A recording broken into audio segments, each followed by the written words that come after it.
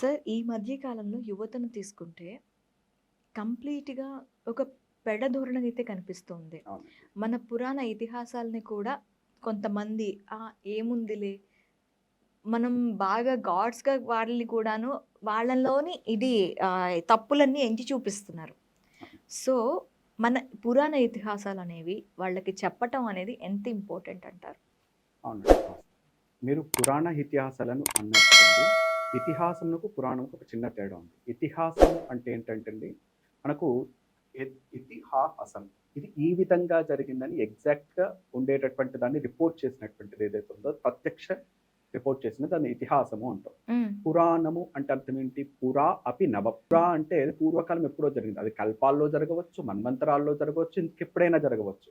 అలా జరిగినటువంటి దాన్ని నవీనంగా ఇప్పుడు అర్థమయ్యేటట్టుగా మనకెలా ఉపయోగపడుతుందని చెప్పేటటువంటిదేదో దాన్ని పురాణము అంటాం. అంటే ఇది ప్రత్యక్షంగా రిపోర్ట్, ఇది పరోక్షంగా రిపోర్ట్. అంటే వీళ్ళు చూసి రాయలేదు. ఇతిహాసం చూసి రాసారు. ఇది పురాణం అనేటువంటి చూసి రాయలేదు. ఎప్పుడో ఉన్నటువంటి దాన్ని రాసినటువంటిది. అంటే ఎప్పుడో ఉన్నటువంటి దాన్ని మనకు అర్థమయ్యేటట్టుగా రాసారు. అసలెందుకు రాసారు ఇది? రాయాల్సినటువంటి అవసరం ఏముంది? మనం హిస్టరీ ఎందుకు కోట్ చేసుకుంటూ ఉంటాం? మళ్ళీ అటువంటి తప్పులు చెయ్యకుండా ఉండడానికి ఒకటి.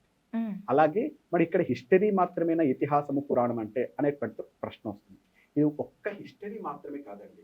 మన భారతదేశం గర్వించదగినటువంటి విషయం ఏంటంటే, మన యొక్క ఇతిహాసాన్ని, పురాణాన్ని తీసుకొని మన చేతుల మీద గుండెల మీద చేసుకొని గర్వంగా చెప్పుకోవచ్చు. ఎందుకంటారేమో, ఎక్కడ ఏ దేశంలో కూడా మీరు పోలీస్ వ్యవస్థను తీసివేయండి. హ్మ్. న్యాయ వ్యవస్థను తీసివేయండి. తరువాత రాజకీయ వ్యవస్థను తీసివేయండి. అయినప్పటికి కూడా చాలా ప్రశాంతంగా నడిచేటటువంటి దేశములు ఏదైనా ఉంటుందా? ఉండదు అస్సలు.